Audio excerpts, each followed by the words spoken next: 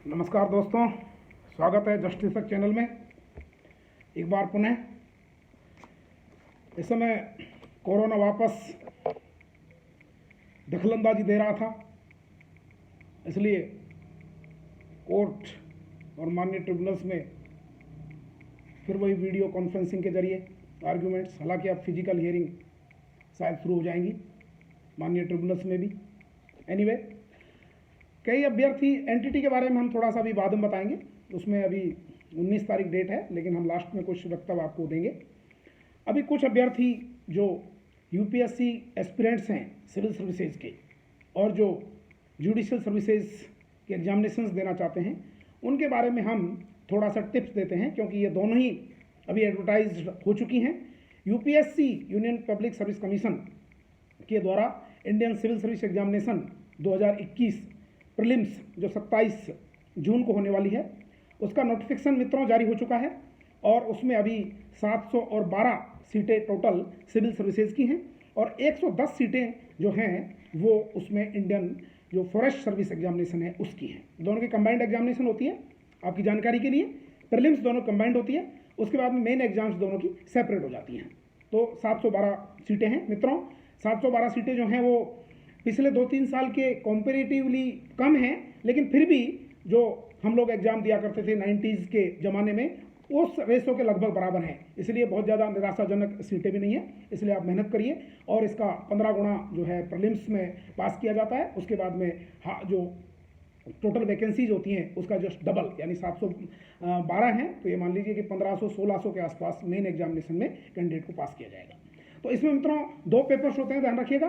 First paper जो है वो जनरल स्टडीज़ का होता है, जिसमें इकोनॉमिक्स से लेकर के, ज्योग्राफी से लेकर, पॉलिटिकल साइंस से लेकर के और आपकी कल्चर, इंडियन हिस्ट्री और जो भी आपका इंटरनेशनल नेशनल बैकग्राउंड है, करंट अफेयर्स हैं, साइंस एंड टेक्नोलॉजी है, एनवायरनमेंट से रिलेटेड इश्यूज हैं और जो समसामयिक घटनाएं घट रही हैं किसी प्रकार की, मंदिर को ले लीजिएगा, अमेरिका के चुनाव को ले लीजिएगा, जापान के में कोई अप्स एंड डाउन होते हैं उनको ले लीजिएगा, चाइना और भारत के बीच में जो अभी सीमा विवाद की बातें हैं, ये सारे समसामयिक जो अफेक्ट्स हैं वो इसके अंतर्गत निश्चित रूप से कवर किए जाते हैं। इनके ऊपर भी हम समय समय पर आपको जानकारी देते रहेंगे। अभी हम आपको केवल ये कह रहे हैं कि अभी आपको 2-3 हफ्ते का टाइम है, इसमें आप यूपीएससी ऑनलाइन फॉर्म भर दीजिए। कहीं पर भी अपनी जो भी ई मित्र है, जो भी आपका फॉर्म भरने वाले जो कंप्यूटर सेंटर्स हैं उस पर जाकर के अपना फॉर्म भरिए और फॉर्म भर के अपना निश्चित कर जल्दी फॉर्म भरेंगे तो क्या होगा कि आपका जो सेंटर होगा वो बहुत ज़्यादा दूर नहीं आएगा। जैसे दिल्ली में कोई कैंडिडेट बैठे हुए हैं, सपोज करिए वो रहते करोल बाग में, उनका सेंटर आ गया मेहरौली,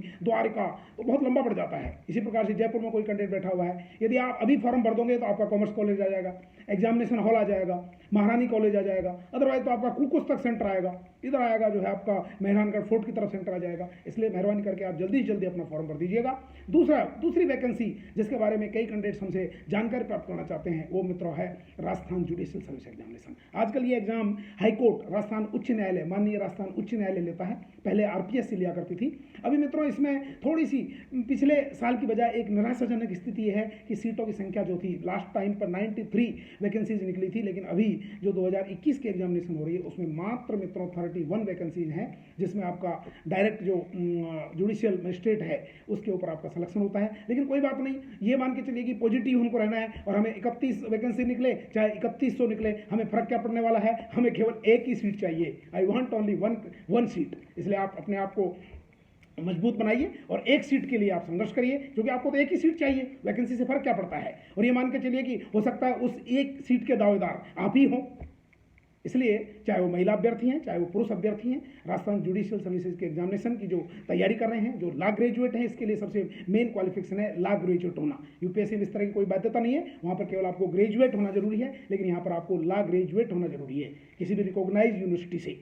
चाहे वो 5 साल वाला कोर्स हो सकता है लॉ का, चाहे वो 3 साल वाला कोर्स हो सकता है। कई अभ्यर्थियों की भ्रांति है कि उनके पास में कुछ अलग से क्वालिफिकेशन होनी चाहिए या वकालत का सर्टिफिकेट होना चाहिए, ऐसा कुछ नहीं है, या बार काउंसिल में एनरोलमेंट होना चाहिए, ऐसा कुछ भी नहीं है। ये कंडीशंस जो है पहले हुआ करती थी, अभी केवल आप लॉ ग्रेजुएट होने चाहिए और आपका जो स्टडी में रुझान है, जो भी आपके इंटरनेशनल लॉ भी इसके अंतर्गत आता है, तो इसमें एनवायरमेंटल लॉ भी आता है, तो इसमें सीआरपीसी भी आता है, तो इसमें एडमिनिस्ट्रेटिव लॉ के सवाल भी इसमें आते हैं, तो मोमडन लॉ, फैमिली लॉ जो इसमें मोमडन लॉ होता है, और जो आपका हिंदू लॉ है वो भी इसके अंतर्गत आते हैं। आर्बिट्रेशन एंड कंसाइलेशन जो एक्ट है उसके ऊपर भी इसमें सवाल किए जाते हैं। इसी प्रकार से इसमें आपके निगोशिएबल इंस्ट्रूमेंट्स एक्ट हैं, उनके भी सवाल आते हैं। जो असेंशियल कमोडिटीज एक्ट उसमें से भी सवाल आते हैं। निगोशिएबल इंस्ट्रूमेंट एक्ट है उसके भी सवाल आते हैं। ट्रांसफर एंड प्रॉपर्टी एक्ट होता है उसके भी सवाल इसमें आते हैं। Arbitration conciliation act. तो मैं आपको ये सलाह दूंगा कि ये जो बेयर एक्ट्स हैं, ये छोटे छोटे बेयर एक्ट्स होते हैं, इनको आप पढ़ लीजिएगा। बेयर एक्ट्स को अगर आप पढ़ लेंगे तो निश्चित रूप से आपका न केवल प्रीलिम्स ठीक होगा बल्कि इसमें मेन एग्जामिनेशन भी आप क्रैक कर पाएंगे। ये ध्यान रखिएगा दोस्तों।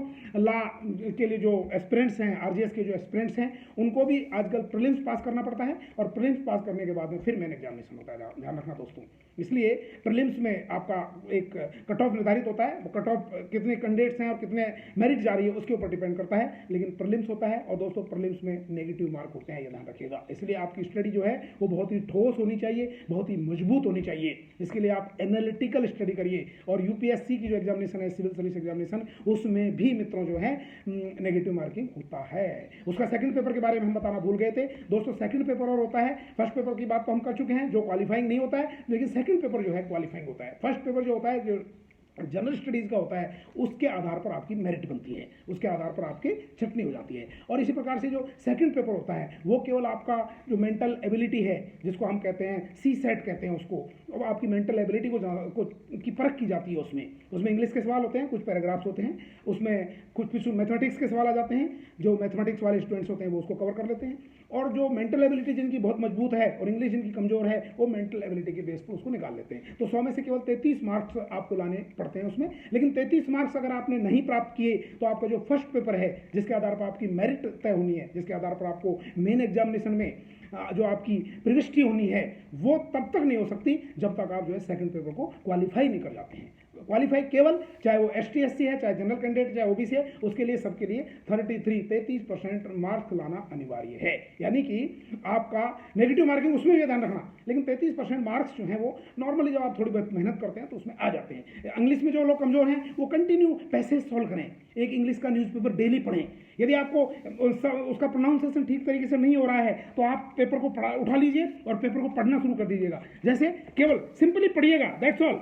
A D-bar owing several distinct debts on one person makes a payment to him, comma लगा के फिर either applied to the discharge of some particular debt, the payment if accepted must be applied accordingly। चाहे जो भी आपकी टूटी फूटी English है आप पढ़ते जाइए, धीरे धीरे देखिएगा। आप 15 दिन के भीतर मैं गारंटी ले रहा हूँ, टाइम्स ऑफ इंडिया को पढ़ लीजिए, हिंदू को पढ़ लीजिएगा। उसका जो संपादक का एक मुख्य पृष्ठ आता है अंदर, उसमें बहुत टेढ़ी अंग्रेजी होती है, उसको आप पढ़ लीजिएगा। डिक्शनरी उठाइए, उसका प्रोनाउंसिएशन देखिए, इंग्लिश की डिक्शनरी साथ रखिए, हिंदी की डिक्शनरी साथ रखिए। यदि आपको हिंदी प्रोनाउंसिएशन नहीं आ रहा है, इंग्लिश की डिक्शनरी देख लीजिएगा। इंग्लिश का प्रोनाउंसिएशन नहीं आ रहा है, हिंदी की डिक्शनरी देख लीजिएगा। आजकल तो सीधी सी डिक्शनरी आ रही हैं।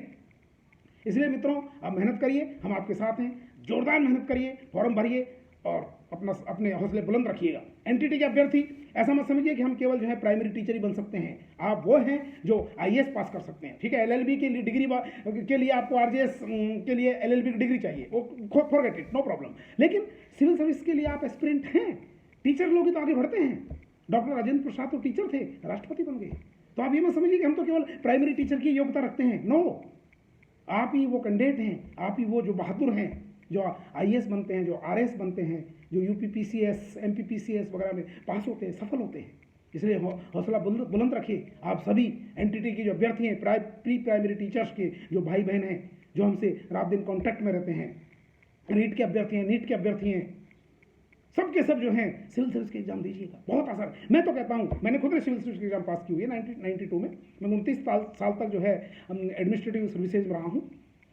इसका मतलब ये नहीं है कि आप पास नहीं हो सकते हैं, आप पास हो सकते हैं। हौसले बुलंद होने चाहिए केवल।